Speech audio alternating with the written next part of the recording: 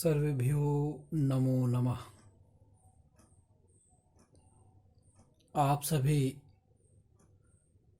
प्रभु की खोज के जिज्ञासुओं का हार्दिक स्वागत है। आज मैं आपके साथ शेयर करने जा रहा हूँ अपनी वह ध्यान की प्रक्रिया जिसका मैंने नाम दिया है कायिक ध्यान। यह प्रक्रिया लगभग 22 वर्ष पहले ईश्वर की कृपा से, गुरु कृपा से मुझे प्राप्त हुई। कायिक ध्यान का अर्थ है इस शरीर की चर्चा करके अंतस में प्रवेश करना, इस भौतिक जगत को देखते हुए परमात्मा का स्मरण करना। तो उस प्रक्रिया में उतरने से पहले सभी आसन बिछाकर, चाहे वह कंबल का हो अथवा प्लास्टिक का कोई चटाई हो सकती है, उन्हें बिछाकर सुखासन में बैठ जाएं। थोड़ी कमर सीधी रखें और बिल्कुल रिलैक्स होकर बैठ जाएं। इस प्रक्रिया में उतरने से पहले सर्वप्रथम यह पक्का कर लें कि आपको 10 मिनट के लिए कोई भी कार्य नहीं करना है। अपने मन बुद्धि को बता दें कि मैं 10 मिनट के लिए बिल्कुल फ्री हूं। बहुत ही सरल है। इस प्रक्रिया को करने से पहले आप चाहें तो अनुलोम विलोम कर सकते हैं, कुछ प्राणायाम कर सकते हैं, अथवा तो एक ही जगह पर थोड़ा सा दौड़ सकते हैं खड़े खड़े। उसके बाद 1-2 मिनट दौड़ने के बाद अनुलोम विलोम अथवा तो प्राणायाम करने के बाद शांति से बैठ जाएं। आंखें कोमलता से बंद करें।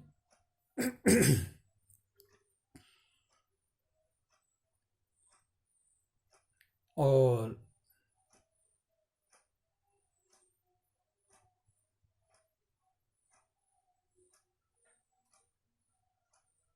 शांतिपूर्वक अपने हृदय की धड़कन को महसूस करें।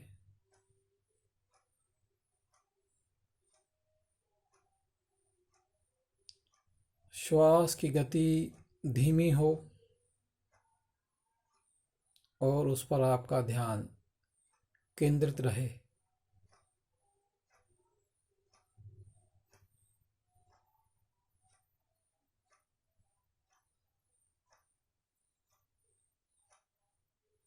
आपके मन में जो कोई भी विचार आ रहे हैं, उन्हें आपको केवल देखते रहना है। आपको उन विचारों में शामिल नहीं होना है, अर्थात यह नहीं मानना कि ये सब विचार मैं ला रहा हूँ। आपको मानना है कि ये सब विचार स्वतः ही आ रहे हैं और स्वतः ही चले जाएंगे। आप मान कर चलें कि मैं तो केवल इनको देखने वाला दृष्टा हूँ।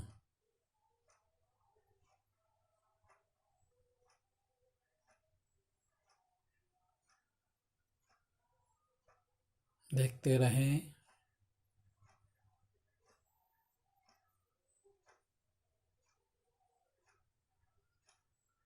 और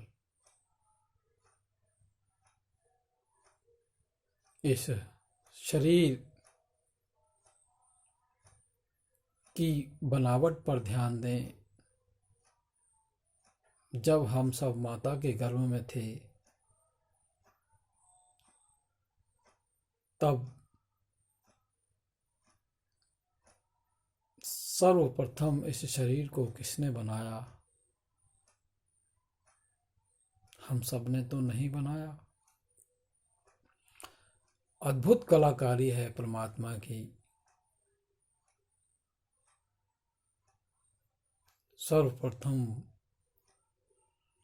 परमात्मा आत्मा के रूप में माता के गर्भ में प्रकट हुए। उसके बाद उस परम सत्ता ने ही इस शरीर का निर्माण किया। बाहर से कुछ भी नहीं लाया गया। जब हम एक मकान बनाते हैं तो भी हमें सीमेंट, बदरपुर, ईंट इत्यादि की आवश्यकता पड़ती है। तो विचार करें कि इस शरीर का निर्माण परमात्मा ने बाहर से बिना कोई पदार्थ लाए कैसे निर्माण किया।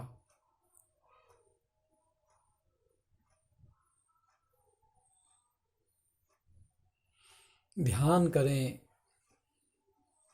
वर्तमान में आप जब सो जाते हैं तो आपको कौन जीवित रखता है?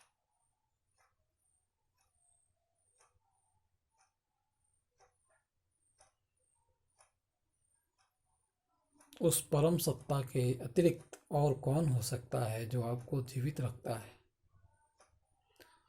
आप और हम सुबह से लेकर शाम तक कार्यों में व्यस्त रहते हैं। कभी ध्यान किया है कि आपकी श्वास कौन ले रहा होता है? हम सब भोजन करते हैं। भोजन का रक्त में परिवर्तित होना, इस क्रिया को कौन संभव बना पाता है? जब कभी भी आप विचार करेंगे तो आप पाएंगे इन सब का मूल परमात्मा है।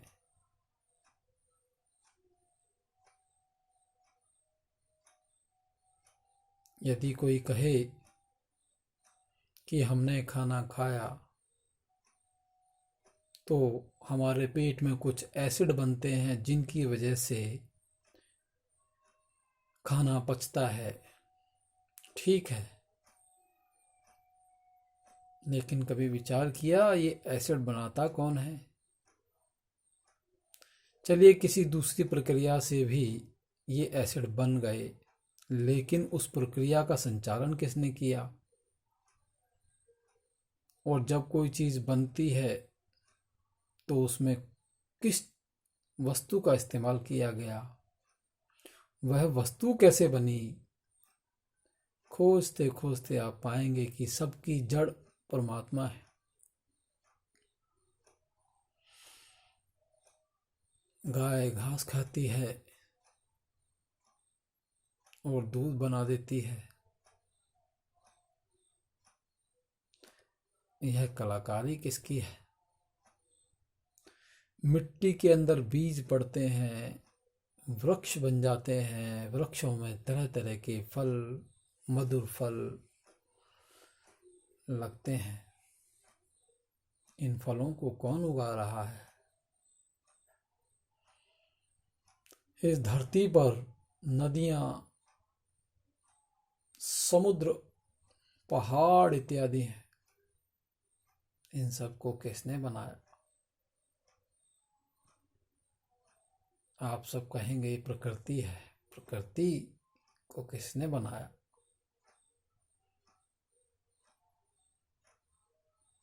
उस परम पिता परमात्मा ने ही बनाया है।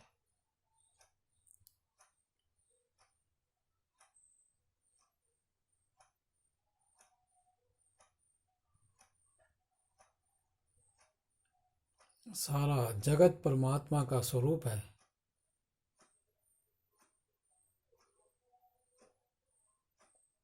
ये जो समुद्र में लहरें उठती हैं, फिर दोबारा से समुद्र में मिल जाती हैं। देखने को तो ये दोनों अलग प्रतीत होते हैं, लेकिन समुद्र से जो उत्पन्न लहर हुई है वह लहर भी समुद्र ही है। पानी का आकार अलग हो सकता है, लेकिन पानी पानी ही रहता है। पानी को बर्फ बनाया जा सकता है, उसका आकार अलग हो गया, वह पानी से भिन्न दिखता है, लेकिन जब बर्फ पिघल जाती है तो पानी ही हो जाता है। नमक को यदि समुद्र में डाल दिया जाए तो वह घुल जाता है, एक हो जाता है।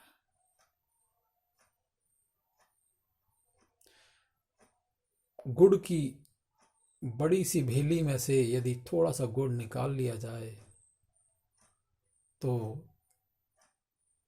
गुड़ के छोटे टुकड़े की मिठास और बड़ी भेली की मिठास एक जैसी है।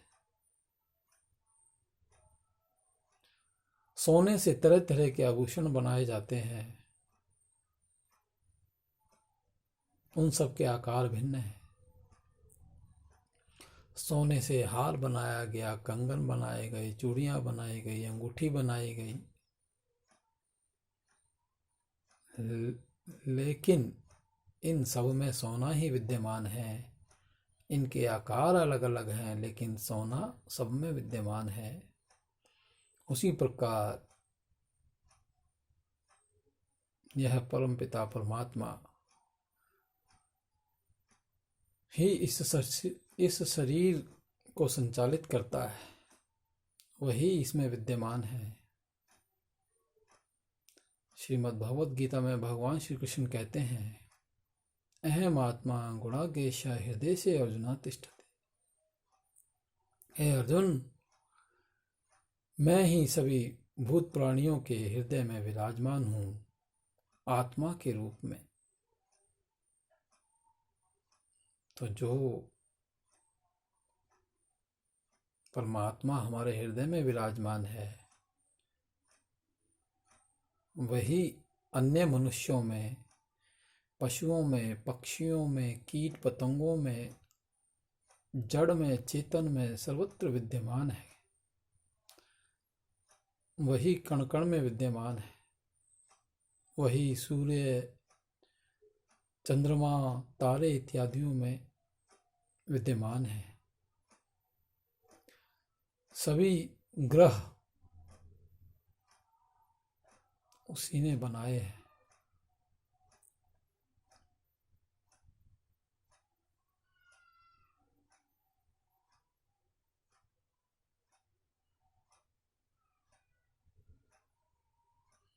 वह परमात्मा महान है।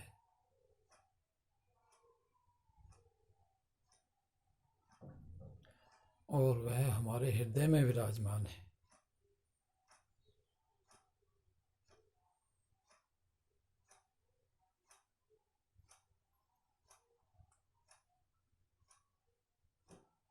कोई भी विचार आए उसे देखते रहें।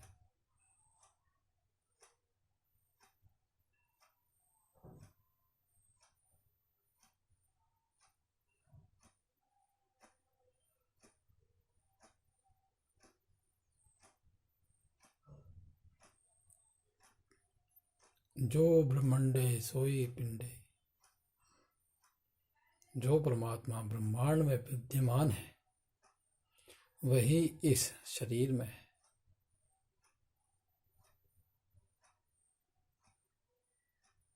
सबके मन बुद्धि अलग हो सकते हैं, शरीर का रंग अलग हो सकता है, आकार अलग हो सकता है, लेकिन एक परम शक्ति, परम सत्ता सब में एक ही है।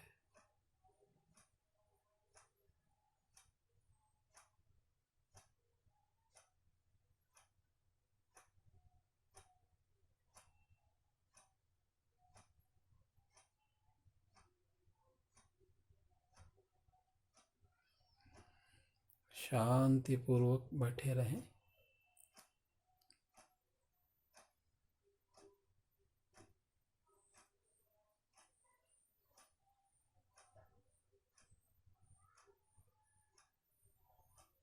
शांति को महसूस करते रहें।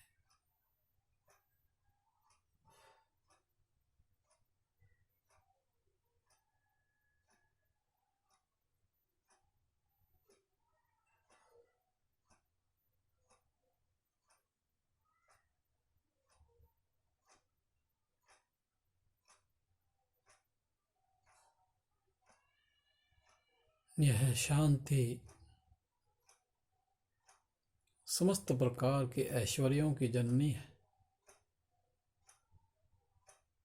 सब दुखों का नाश करने वाली है।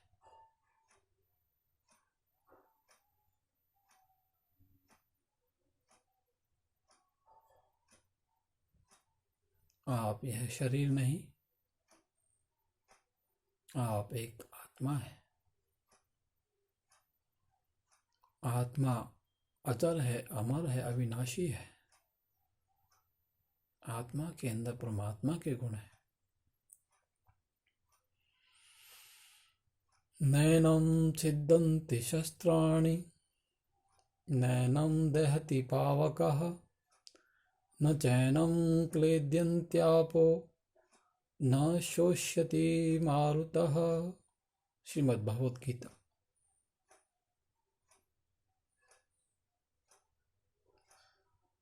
इस आत्मा को ना तो शस्त्र काट सकते हैं,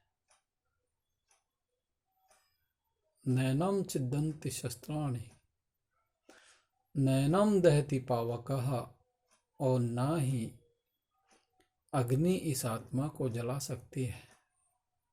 शरीर को जला सकती है, आत्मा को अग्नि नहीं जला सकती। न चैनम क्लेद्यन्त्यापो, जल इसे गीला नहीं कर सकता।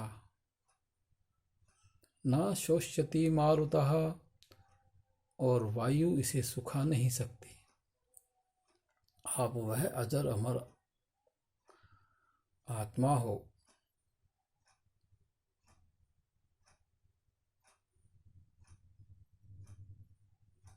श्रीमद् भगवत गीता में भगवान श्री कृष्ण कहते हैं,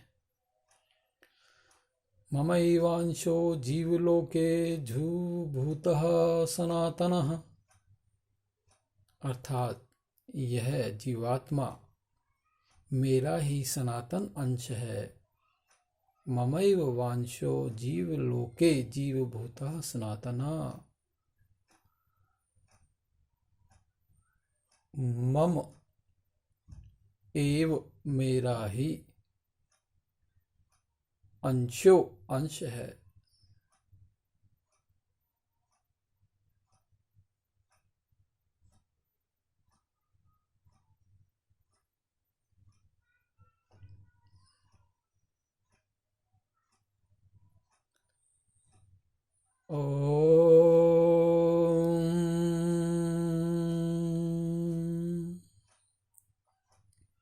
आप धीरे धीरे कोमलता पूर्वक अपनी आंखें खोल दें।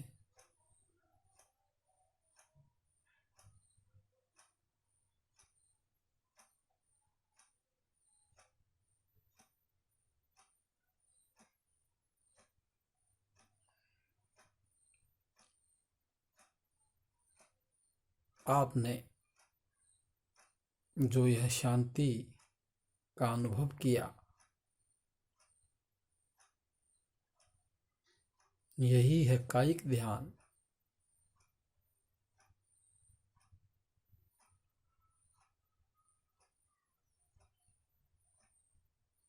और यही है परम ज्ञान। इस ज्ञान को श्रवण करने से व्यक्ति को अनंत फल की प्राप्ति होती है। ना ही ज्ञानेन सदृशम पवित्रमिह विद्यते, ज्ञान के समान पवित्र करने वाली अन्य कोई वस्तु नहीं है। परमात्मा का ध्यान सर्वोपरि है। हरि ओम।